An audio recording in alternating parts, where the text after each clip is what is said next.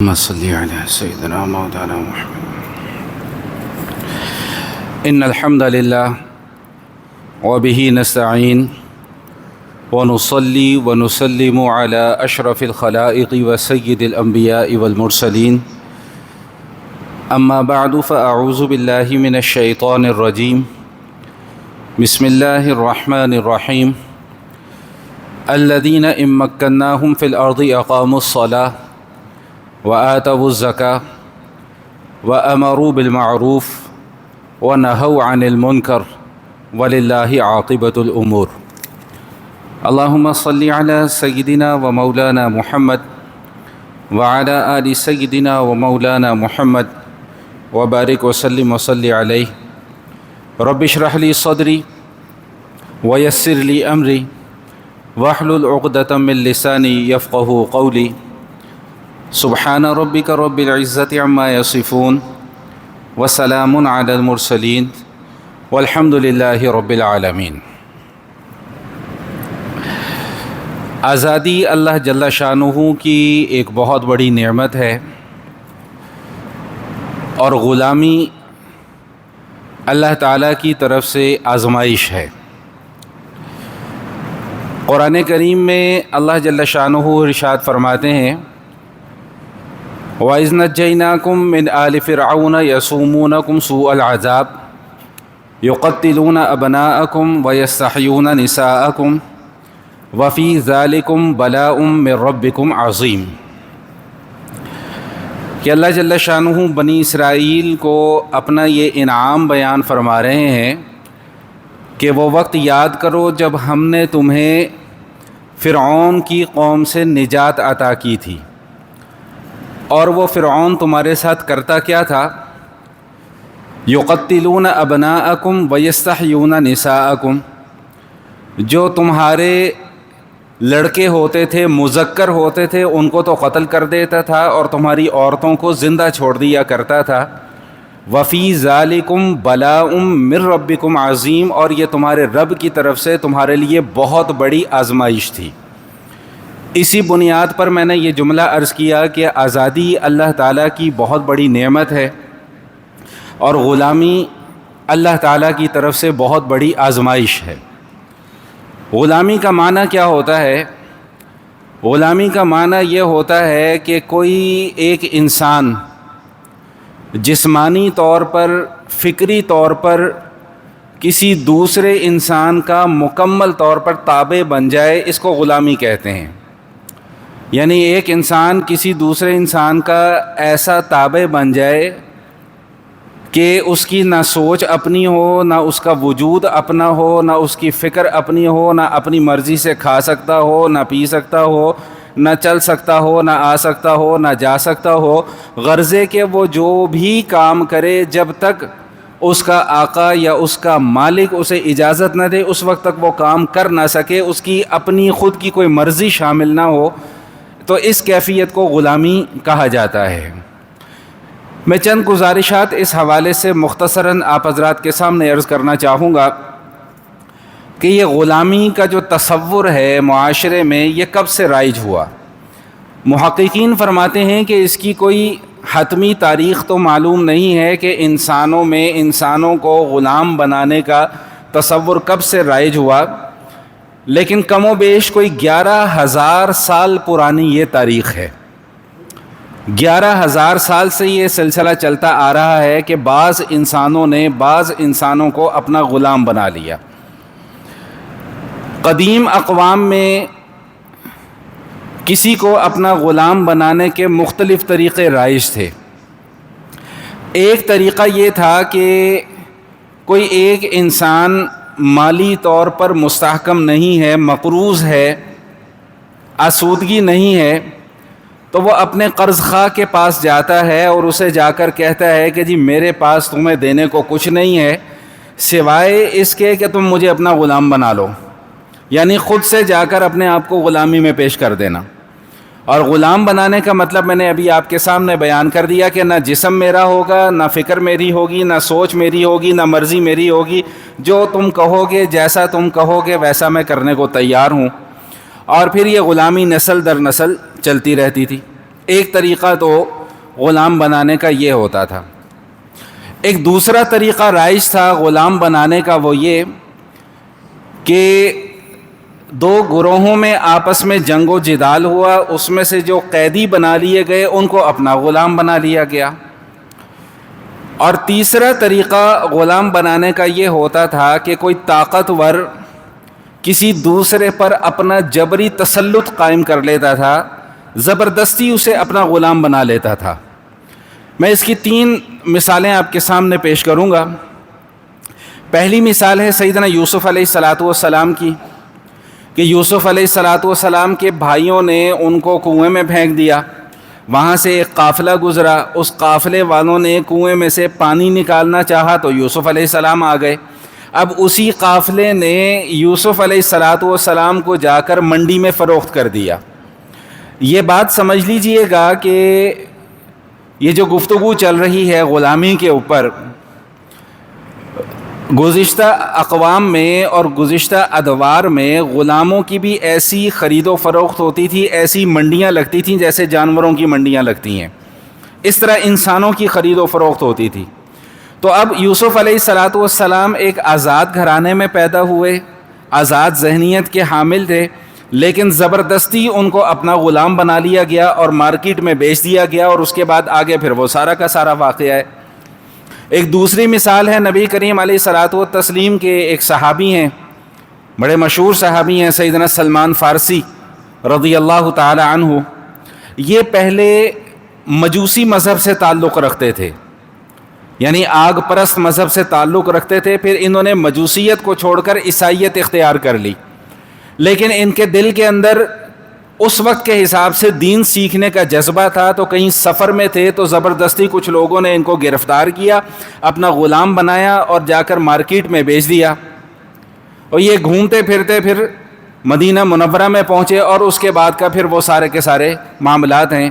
تو عرض کرنے کا مقصد یہ تھا کہ یہ جبری تسلط کی میں مثال آپ کے سامنے پیش کر رہا ہوں کہ زبردستی کسی کو اپنا غلام بنا لینا۔ اسی طرح ایک تیسرے صحابی ہیں زید بن حارثہ رضی اللہ تعالی عنہ، ان کے ساتھ بھی یہی معاملہ ہوا کہ یہ کسی سفر میں تھے، کچھ لوگوں نے ان کو اغوا کر لیا، اغوا کر کے زبردستی اپنا غلام بنا لیا اور جا کر بازار میں فروخت کر دیا۔ یہ ہوتے ہوتے سیدہ خدیجہ کبریٰ رضی اللہ تعالی عنہ کے پاس پہنچے، انہوں نے ان کو حضور علیہ الصلوۃ والسلام کے حوالے کر دیا۔ حضور علیہ الصلوۃ والسلام نے جب ان کی داستان سنی تو ان کو اسی وقت آزاد فرما دیا۔ اس کے بعد پھر ان کے کچھ رشتہ دار ان کو لینے کے لیے آئے، انہوں نے حضور کی خدمت نہیں چھوڑی، کچھ رشتہ دار ان کو لینے کے لیے آئے تو حضور علیہ الصلوۃ والسلام نے فرمایا کہ بھائی زید سے ہی پوچھ لو، اگر یہ جانا چاہتا ہے تو اسے اپنے ساتھ لے جاؤ۔ تو زید بن حارثہ رضی اللہ تعالیٰ نے فرمایا کہ جو حسن سلوک مجھے حضور علیہ الصلوۃ والسلام کے گھرانے سے ملا ہے، ایسے حسن سلوک کی توقع میں کسی اور سے نہیں کر سکتا، لہٰذا میں نہیں جاؤں گا۔ وہ ایک طویل واقعہ ہے کہ حضور علیہ الصلوۃ والسلام نے ان کو اپنا منہ بولا بیٹا بنا لیا، سورہ احزاب کے اندر اس واقعے کا تذکرہ موجود ہے۔ تو میں عرض یہ کر رہا تھا کہ 3 صورتیں ہوتی تھیں کسی کو اپنا غلام بنانے کی، جن میں سے ایک صورت یہ تھی کہ جبری تسلط، طاقت کے زور پر، پیسے کے زور پر، سرمائے کے زور پر کسی پر حاصل کر لیا جائے، یہ ایک غلام بنانے کی ایک شکل ہوتی تھی۔ تو چونکہ آج کا دن ہمارے لیے اس حوالے سے ایک مبارک دن ہے، 79 سال پہلے ہم بھی اسی طرز زندگی سے گزر رہے تھے، غلامانہ ذہنیت تھی، غلامانہ فکر تھی، اپنی مرضی کی سوچ نہیں تھی، اپنی مرضی سے عبادت نہیں کر سکتے تھے، کھلم کھلا اللہ کا نام نہیں لیا جا سکتا تھا۔ چنانچہ ہمارے اکابرین نے یہ فیصلہ کیا کہ ایک ایسا خطہ ہمیں مل جانا چاہیے کہ جہاں پر ہماری ثقافت، ہماری تہذیب، ہمارا کلچر، ہمارا دین، ہماری شریعت، اس کا ہم کھلم کھلا اظہار کر سکیں، جس کے نتیجے میں ایک طویل جد و جہد، تقریباً 200 سال پر محیط جد و جہد کی گئی، جس کے نتیجے میں اللہ تعالیٰ نے یہ مملکت خداداد ہمیں عطا فرمائی، جس کا نام ہے پاکستان۔ اس حوالے سے میں چند گزارشات عرض کرنا چاہوں گا کہ یاد رکھیے گا کہ آزادی ایک مستقل نعمت ہے، اور وطن، اس کا مل جانا، یہ ایک مستقل نعمت ہے۔ بہت سارے لوگ ہیں، دیکھیں میری اس گفتگو کو کوئی سیاسی رنگ نہ دے، بہت سارے ہمارے اختلافات ہوں گے، سیاسی نوعیت کے اختلافات ہوں گے، عسکری نوعیت کے اختلافات ہوں گے، وہ سارے کے سارے اختلافات جو ہیں وہ اپنی جگہ پر، لیکن وطن جو ہے وہ اپنی جگہ۔ دیکھیں آج ابھی بھی آج کی تاریخ میں بھی آپ اپنے پڑوسی ملک میں جائیں، دیکھیں وہاں کے حالات پڑھیں، وہاں کا مسلمان کس ذہنی اذیت اور کرب میں مبتلا ہو کر اس وقت بھی آج کی تاریخ میں بھی زندگی گزار رہا ہے۔ آپ کو مسجد میں آنے سے کوئی روک نہیں سکتا، یہاں پر کسی کی جرت نہیں ہے، کیوں روکے گا کوئی؟ آپ کا اپنا وطن ہے، آپ کی اپنی جگہ ہے، آپ کا اپنا ملک ہے۔ آج بھی ہمارے پڑوسی ملک کی یہ کیفیت ہے بعض علاقوں کی کہ وہاں پر مسجدوں میں سور چھوڑ دیے جاتے ہیں، نعوذ باللہ من ذالک۔ آپ گائے کا گوشت نہیں وہاں پر کھا سکتے۔ آج آپ اپنے ملک میں بیٹھے ہیں، اپنے وطن میں بیٹھے ہیں، آپ چاہے تو گائے کا گوشت کھائیں، چاہے تو بکرے کا گوشت کھائیں، چاہے تو چکن کھائیں، چاہے تو سبزی کھائیں، کوئی آپ کو روکنے والا نہیں۔ یہ آزادی نہیں تو اور کیا ہے؟ دیکھیں میں نے ابھی عرض کیا کہ سیاسی نوعیت کے اختلافات اپنی جگہ پر، باقی اختلافات اپنی جگہ پر، لیکن وطن کا وجود تو ہے نا بھائی، اس سے تو کوئی انکار نہیں کر سکتا۔ اب اگر میری پسند کے کوئی لوگ نہیں ہیں تو اس کا کیا مطلب کہ میں اپنے وطن کے مخالفت میں بات کرنا شروع کر دوں؟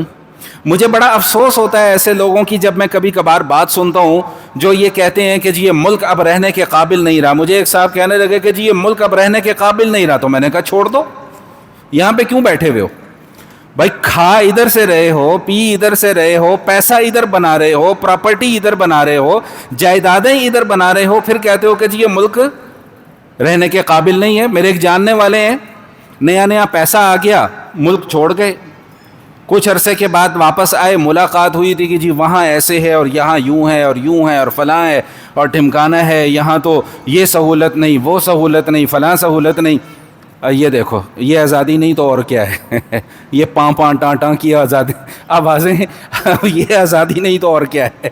اچھا بہرحال، تو میں نے پھر ان کو ایک جملہ یہ کہا، میں نے کہا یار تم نے نا چلنا یہاں پر سیکھا، اس زمین پر اپنے باپ کی انگلی پکڑ کر چلنا اس زمین پر سیکھا۔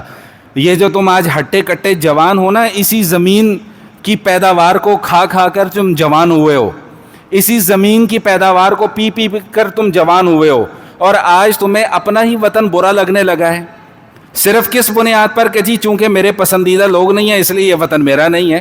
تو بہرحال میں بات اتنی لمبی کرنا نہیں چاہ رہا تھا، میں یہ عرض کرنا چاہ رہا تھا کہ دیکھیں یاد رکھیے گا کہ آزادی ایک مستقل نعمت ہے، وطن ایک مستقل نعمت ہے۔ ایک مثال اس کی آپ حضرات کے سامنے میں عرض کر دوں قرآن کریم سے۔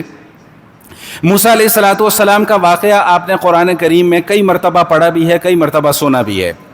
موسیٰ علیہ السلام کے حالات میں یہ بات قرآن ہمیں بتلا رہا ہے کہ موسیٰ علیہ السلام کی جو بچپن سے لے کر جوانی تک پرورش ہوئی وہ ساری فرعون کے گھر میں ہوئی۔ شاہی کھانا، شاہی دربار، شاہی لباس، شاہی طرز زندگی، لیکن جب اللہ تعالیٰ کا حکم آ گیا تو پھر وہ ساری کی ساری شاہانہ طرز زندگی کو چھوڑ دیا اور اللہ کا حکم پورا کرنے چل پڑے۔ موسیٰ علیہ السلام کو اللہ تعالیٰ کی طرف سے جو وحی کی گئی اس میں دو ذمہ داریاں موسیٰ علیہ السلام کے ذمہ لگائی گئیں۔ ایک ذمہ داری تو یہ لگائی گئی کہ آپ نے توحید کی دعوت پہنچانی ہے، اور دوسری ذمہ داری یہ لگائی گئی کہ بنی اسرائیل جو کہ آپ کی قوم ہے، جس پر فرعون نے زبردستی اپنا تسلط جما لیا ہوا ہے، ان بنی اسرائیل کو فرعون کے مظالم سے آزاد کروانا ہے اور اپنے وطن میں واپس لے کر آنا ہے۔ یہ دو ذمہ داریاں ہیں موسیٰ علیہ السلام کی۔ موسیٰ علیہ السلام فرعون کے دربار میں جاتے ہیں، فرعون کے دربار میں جا کر اسے دعوت توحید پیش کرتے ہیں اور اپنا ایجنڈا اس کے سامنے رکھتے ہیں کہ ان ارسل معی بنی اسرائیل، کے بنی اسرائیل کو میرے ساتھ بھیج دو۔ اب جو فرعون کا اور موسیٰ علیہ السلام کا مکالمہ ہوا جو قرآن ہمیں بیان کر رہا ہے، ذرا اس کے اوپر توجہ رکھیے گا۔ قرآن یہ بتاتا ہے کہ فرعون نے موسیٰ علیہ السلام کو یہ طعنہ دیا کہ قال الم نربک فینا ولیدا ولبثت فینا من عمرک سنین۔ موسیٰ تم ہمارے سامنے آ کر بات کر رہے ہو، کیا تمہیں وہ وقت یاد نہیں جب تم چھوٹے سے بچے تھے؟ ہم نے تمہیں پالا ہے اپنے گھر میں، وَلَبِثْتَ فِينَا مِنْ عُمُرِكَ سِنِينَ، اور اپنی زندگی کا ایک طویل حصہ تم نے ہمارے ساتھ گزارا ہے. اتنی عیش والی زندگی ہم نے تمہیں دی، کھانا ہم نے تمہیں دیا، لباس ہم نے تمہیں دیا، سارے کے سارے معاملات ہم نے تمہارے چلائے، آج تم ہی ہمارے خلاف اٹھ کر بات کر رہے ہو. وَفَعَلْتَ فَعْلَتَكَ الَّتِي فَعَلْتَ وَأَنْتَ مِنَ الْكَافِرِينَ، اور جب تم یہاں سے گئے تو جاتے جاتے ایک بندہ بھی تم ہمارا مار گئے. وہ قرآن کریم میں واقعہ مذکور ہے کہ موسیٰ علیہ السلام 2 آدمیوں کی لڑائی چھڑوا رہے تھے تو مکہ مار دیا تو ایک آدمی مر گیا. تو اس کا جواب موسیٰ علیہ السلام نے یہ فرمایا کہ بھئی جب یہ واقعہ رونما ہوا اس وقت میں لا علمی میں میرے سے یہ کام ہو گیا، اور باقی جو تم مجھ پر احسان جتلا رہے ہو کہ میں نے تمہارے پاس ساری زندگی گزاری ہے، تو فرمایا کہ وَتِلْكَ نِعْمَةٌ تَمُنُّهَا عَلَيَّ أَنْ عَبَّدْتَ بَنِي اسرائیل، مجھ پر تم کیا احسان جتلا رہے ہو، میری قوم کو تو برسوں سے تم نے اپنا غلام بنا کر رکھا ہوا. یہ قرآن کے الفاظ ہیں، میری قوم کو تو برسوں سے تم نے اپنا غلام بنا کر رکھا ہوا ہے، تو تم مجھ پر کس بات کا احسان جتلا رہے ہو، کہے کا احسان جتلا رہے ہو. تو اس لیے میں نے یہ جملہ گفتگو کے آغاز میں عرض کر دیا کہ بھئی آزادی ایک مستقل نعمت ہے، اور وطن کا مل جانا یہ ایک مستقل نعمت ہے. موسیٰ علیہ السلام نے مجھے اور آپ کو یہ بتلا دیا کہ بھئی پرتعیش زندگی یہ انسانی یہ زندگی نہیں ہے. آسائشوں کے اندر رہ کر زندگی گزارنا یہ کوئی زندگی نہیں ہے. اصل زندگی کون سی زندگی ہے کہ آپ عزت اور وقار کے ساتھ زندگی گزار سکیں. یہ ہر فرد کا اخلاقی اور قانونی حق بھی ہے، اور پوری کی پوری قوم کا اخلاقی اور قانونی حق بھی ہے. اور اسی حق کے حصول کے لیے ہمارے اکابرین نے قربانیاں دیں. آج ہم تو ناچے ٹاپے کر کے بہت خوش ہو رہے ہیں نا جی، ساری رات ہم نے ہلڑ بازی میں گزار دی، شور شرابے میں گزار دی، ناچ گانے میں گزار دی، نہ کوئی اخلاقیات کا پتہ، نہ کوئی شریعت کا پتہ، نہ کوئی دین کا پتہ. بس جو چیز ہمیں اچھی لگتی ہے وہ ہم نے کرنی ہے. لیکن اس کے پیچھے کتنی کربناک اور اذیتناک داستان ہے. میں ہمیشہ ہر سال اس موضوع پر جب بھی بات کرتا ہوں تو میں یہ کہا کرتا ہوں کہ کبھی وقت نکال کر اپنے بوڑھوں کے پاس بیٹھ جانا، تھوڑی دیر کے لیے اپنے بزرگوں کے پاس تھوڑی دیر کے لیے بیٹھ جانا اور ان سے پوچھنا کہ دادا جان ہمیں بتاؤ کہ پاکستان بنا کیسے، نانا ابو ہمیں بتاؤ کہ پاکستان بنا کیسے، ہمیں یہ بتاؤ کہ ہمارے آباء و اجداد نے کس طرح قربانیاں دی ہیں، کس طرح اپنی گردنیں کٹوائی ہیں، کس طرح ہماری ماؤں بہنوں نے اپنی عزتوں کو ان کے ہاتھوں گوا دیا ہے. ذرا ہمیں بتاؤ تو صحیح، پھر جا کر ہمیں اندازہ ہوگا کہ بھائی یہ ملک ہمیں تھالی میں رکھ کر نہیں ملا، گردنیں کٹوائی ہیں، ہم نے قربانیاں دی ہیں. کم و بیش کہتے ہیں 10 لاکھ افراد تھے کہ جنہوں نے اپنی جانوں کا نذرانہ پیش کیا، اپنا خون اس زمین کی بنیادوں میں سینچا ہے، تب جا کر اللہ تعالیٰ نے یہ وطن ہمیں عطا فرمایا. اور آج ہمیں اپنے اس وطن کی قدر نہیں ہے. اللہ تعالیٰ کا ایک اصول ہمیشہ ذہن میں رکھیے گا. اللہ تعالیٰ نے قرآن کریم میں اپنا ایک اصول بیان کر دیا ہے کہ بھائی جو میں نعمت دوں اس کی شکر گزاری کرو، اس کی قدردانی کرو. اگر میری نعمت کی قدردانی نہیں کرو گے وہ تو نعمت تم سے میں واپس لے لوں گا. ایک حدیث میں نے پہلے بھی کسی موقع پر سنائی تھی، آج اچانک مجھے یاد آ گئی، میں دوبارہ آپ کو سنا دوں کہ حضور علیہ السلام گھر تشریف لاتے ہیں تو روٹی کا ایک ٹکڑا گرا ہوا تھا، روٹی کا ایک ٹکڑا، معمولی سا ٹکڑا. حضور علیہ السلام نے وہ روٹی کا ٹکڑا اٹھایا اور فرمایا کہ اے عائشہ یہ اللہ کی نعمت ہے، اس نعمت کی قدردانی کرو. بے قدری کی وجہ سے جو نعمت اللہ تعالیٰ چھین لیتے ہیں نا، وہ نعمت پھر دوبارہ واپس نہیں ملتی ہے. وَإِذْ تَأَذَّنَ رَبُّكُمْ لَئِن شَكَرْتُمْ لَأَزِيدَنَّكُمْ. یہ اللہ نے فیصلہ کر دیا ہے کہ بھائی اگر میری نعمتوں کی شکر گزاری کرتے رہو گے تو لَأَزِيدَنَّكُمْ، میں اپنی نعمتوں میں اضافہ کرتا چلا جاؤں گا. لیکن اگر انہی نعمتوں کی ناقدری شروع کر دی تو پھر یاد رکھنا اللہ تعالیٰ فرماتے ہیں کہ میں یہ نعمتیں واپس بھی لے لوں گا. اور جو ناشکری کی بنیاد پر نعمت واپس لے لی جاتی ہے وہ نعمت پھر دوبارہ ملتی نہیں ہے. تو اللہ تعالیٰ قرآن کریم میں کیا ارشاد فرما رہے ہیں؟ اس پورے کے پورے واقعے کو نقل کر کے ہمیں کیا بتلایا جا رہا ہے؟ ہمیں یہ بتلایا جا رہا ہے کہ بھئی پرتعیش زندگی گزارنا، آسائشوں سے بھری زندگی گزارنا یہ کوئی زندگی نہیں ہے. اصل زندگی وہی ہے جو وقار کے ساتھ گزاری جائے، جو عزت کے ساتھ گزاری جائے، جس کا میں نے ایک چھوٹا سا نمونہ ابھی آپ کے سامنے پیش کر دیا کہ اللہ کا شکر ادا کریں. آج آپ کھل کر اپنے اللہ کی عبادت کر رہے ہیں، اللہ کا شکر ادا کریں کہ آپ کھل کر قربانی جیسی عبادت انجام دیتے ہیں. اللہ کا شکر ادا کریں کہ آپ کو جب زکوٰۃ دینی ہوتی ہے تو آپ بآسانی زکوٰۃ بھی دے دیتے ہیں.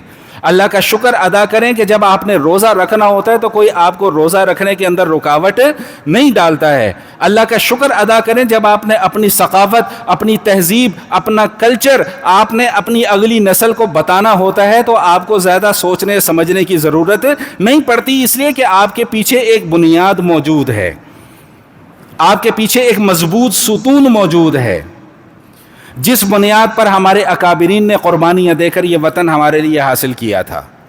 میں مختصر سی ایک گفتگو آپ کے سامنے کروں، پھر میں اپنی بات کو ختم کروں گا کہ یہ جو وطن سے محبت ہے نا، یہ ایک فطری تقاضا ہے، یہ کوئی خلاف شریعت کام نہیں ہے. اگر کوئی اپنے وطن سے محبت کا اظہار کرتا ہے، دیکھیں میں ابھی ایک جملہ پہلے عرض کر کے آ چکا ہوں کہ آپ کے 100 اختلافات ہوں گے، سیاسی نوعیت کے آپ کے 100 اختلافات ہوں گے، لیکن آپ اپنے وطن کی ناقدری کسی بھی حالت میں نہیں کر سکتے. یہ اللہ کی عطا ہے، اللہ کی نعمت ہے. تو میں ایک مثال کیا عرض کرنا چاہا تھا کہ بھئی وطن سے جو محبت ہے نا، یہ ہمارا ایک فطری تقاضا ہے، ہماری ایک طبیعت کا تقاضا ہے. دیکھیں جب بچہ پیدا ہوتا ہے نا، بچہ جب پیدا ہوتا ہے تو وہ جس گھر میں آنکھ کھولتا ہے نا، ساری زندگی اس کا تعلق اس گھر سے نہیں ٹوٹ سکتا. جب ہوش سنبھالتے ہی سب سے پہلے جن ہستیوں کو وہ دیکھتا ہے، چاہے وہ باپ ہو، چاہے وہ ماں ہو، چاہے وہ نانا ہو، دادا ہو، چاچا ہو، تایا ہو، ماموں ہو، کوئی بھی ہو، سب سے پہلے اس نے جس کو دیکھا ہوگا نا، ساری زندگی کے لیے جو اس شخصیت کی قدر اس کے دل اور دماغ میں ہوگی وہ کوئی نکال نہیں سکتا. تو بالکل یہی کیفیت ہماری ہے کہ جس وطن میں ہم پیدا ہوئے ہیں، جہاں کا ہم نے کھایا ہے، جہاں کا ہم نے پیا ہے، اس وطن کی محبت کو کوئی دل سے نکال نہیں سکتا. بخاری شریف کی حدیث آپ کو ایک سناتا ہوں کہ جب نبی کریم علیہ الصلاۃ والتسلیم نے مکہ معظمہ سے مدینہ منورہ ہجرت فرمائی تو یہ بات آپ سب اچھے طریقے سے جانتے ہیں کہ مدینہ کا پہلے نام مدینہ نہیں تھا، بلکہ مدینہ کا پہلے نام یثرب تھا.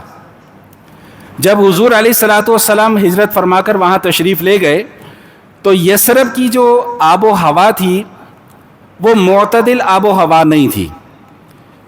اکثر ایسا ہوتا تھا کہ باہر سے آنے والے اس آب و ہوا کا اثر قبول نہیں کر پاتے تھے اور بیمار ہو جاتے تھے. چنانچہ ایسا ہی ہوا، سیدنا ابو بکر صدیق رضی اللہ تعالیٰ عنہ یہ بھی بیمار ہو گئے، سیدنا بلال رضی اللہ تعالیٰ عنہ یہ بھی بیمار ہو گئے. اب اس بیماری میں ان کو مکہ یاد آ رہا ہے اور انہوں نے کچھ اشعار کہے ہیں، وہ اشعار بھی حدیث کی کتابوں میں نقل کیے گئے ہیں. ان اشعار کا خلاصہ یہ ہے کہ وہ وقت کب آئے گا، حضرت بلال رضی اللہ تعالیٰ عنہ فرما رہے ہیں کہ وہ وقت کب آئے گا کہ جب میں مکہ جاؤں گا اور مکہ کے فنا علاقے کے چشمے سے جا کر میں پانی پیوں گا. یا اللہ وہ وقت کب آئے گا، اپنا علاقہ یاد آ رہا ہے، اپنا وطن یاد آ رہا ہے. اچھا میں بات کو درمیان میں روک رہا ہوں. میرے نانا جی اللہ ان کو صحت سلامتی عطا فرمائے، بیچارے بہت بزرگ ہو گئے ہیں اور معذور بھی ہو گئے ہیں. کبھی کبھی ان سے ملنے جاتے ہیں تو اب ان کی یادداشت بھی کام نہیں کرتی، تو بہت زور دینے کے بعد پھر جو ان کی زبان سے جو الفاظ نکلتے ہیں نا، یقین مانیں وہ دل کھنچ جاتا ہے. ایک ہی جملہ کہتے ہیں یار اپنا وطن بہت یاد آتا ہے. کوئی 80-90 سال کی عمر میں جا کے وہ کہتے ہیں یار اپنا وطن بہت یاد آتا ہے، وطن کی گلیاں بہت یاد آتی ہیں، اور وطن کے کچے مکان اپنے بہت یاد آتے ہیں. وہ وطن کے ملنے جلنے والے لوگ جو ہیں وہ آج اس عمر میں آ کر جو ہے وہ یاد آتے ہیں. تو یہی کیفیت حضرت ابوبکر صدیق رضی اللہ تعالیٰ عنہ کی ہے، یہی کیفیت سیدنا بلال رضی اللہ تعالیٰ عنہ کی ہے کہ وہ بیماری کی کیفیت میں اپنا وطن یاد کر رہے ہیں.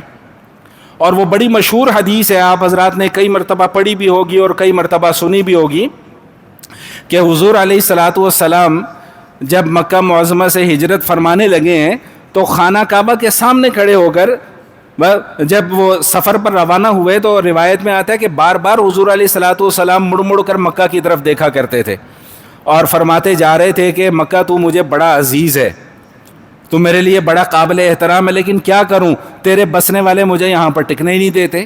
یعنی حضور علیہ الصلوۃ والسلام کے دل میں بھی اپنے وطن کے لیے ایک محبت ہے. حضور علیہ الصلوۃ والسلام اپنے وطن سے محبت کا اظہار فرما رہے ہیں. ابو بکر صدیق رضی اللہ تعالیٰ عنہ اپنے وطن سے محبت کا اظہار فرما رہے ہیں. سیدنا بلال رضی اللہ تعالیٰ عنہ اپنے وطن سے محبت کا اظہار فرما رہے ہیں. تو بھائی مجھے اور آپ کو کیا تکلیف ہے کہ ہم اپنے وطن سے محبت کا اظہار نہ کریں؟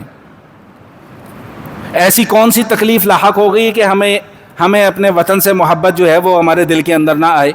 تو سیدہ عائشہ صدیقہ رضی اللہ تعالیٰ عنہ نے نا یہ سارا کا سارا ماجرا جا کر حضور علیہ الصلوۃ والسلام کو بتلا دیا کہ جی وہ تو ان کے تو جذبات ناقابل بیان ہیں اس وقت اپنے وطن کی محبت میں. تو اب حضور علیہ الصلوۃ والسلام نے ایک دعا فرمائی. دعا یہ فرمائی کہ حبب الینا المدینہ کحبنا مکہ او اشد منہا، کہ یا اللہ مدینے کی محبت بھی ہمارے دلوں میں ایسے ہی ڈال دے جیسے آپ نے مکہ کی محبت ہمارے دل میں ڈالی تھی. او اشد منہا، یا مکہ کی محبت سے بھی زیادہ محبت ہمارے دلوں کے اندر ڈال دے. یہی وجہ ہے، یہ حضور علیہ الصلوۃ والسلام کی دعا کی برکت ہے، حضور علیہ الصلوۃ والسلام کی دعا کا اثر ہے کہ آج ہمیں جتنی محبت مکہ سے ہے اتنی محبت مدینہ سے ہے، بلکہ مدینہ سے محبت زیادہ ہے. یہ حضور علیہ الصلوۃ والسلام کی دعا ہے. اور دوسری دعا یہ فرمائی کہ وبارک لنا فی مدھا وصاعھا او کما قال علیہ الصلوۃ والسلام، کہ یا اللہ اس کے پیمانوں میں برکت عطا فرما دے، ناپ تول کے جو پیمانے ہیں اس کے اندر برکت عطا فرما دے. اور تیسری دعا یہ فرمائے کہ یا اللہ جو وبا ہے اس ملک کے اندر، اس وطن کے اندر، اس شہر کے اندر، اس علاقے کے اندر، یا اللہ اس وبا کو بھی ہم سے دور فرما دے.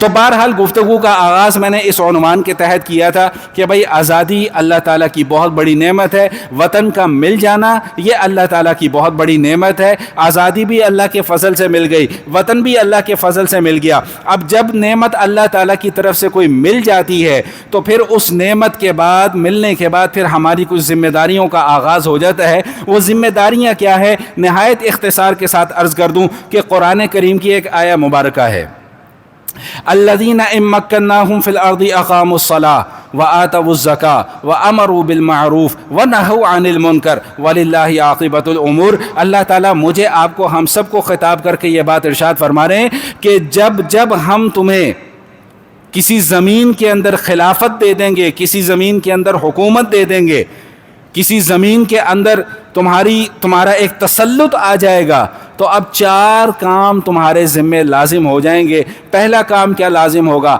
اقاموا الصلاۃ. پہلا کام یہ کہ بھائی نماز کے نظام کو قائم کرنا ہوگا. دوسری ذمہ داری کیا ہے؟ وآتوا الزکاۃ. بھائی زکوٰۃ کے نظام کو قائم کرنا ہوگا. تیسری ذمہ داری کیا بھائی؟ وامروا بالمعروف. بھائی نیکی کے کاموں کا حکم کرنا ہوگا. اور چوتھی ذمہ داری کیا بھائی؟ ونہوا عن المنکر. اور برائی کے کاموں سے منع کرنا ہوگا. اور آخر میں ایک جملہ کیا ارشاد فرما دیا؟ وللہ عاقبۃ الامور. سارے کے سارے معاملات آخرکار ہمارے پاس ہی آنے ہیں واپس.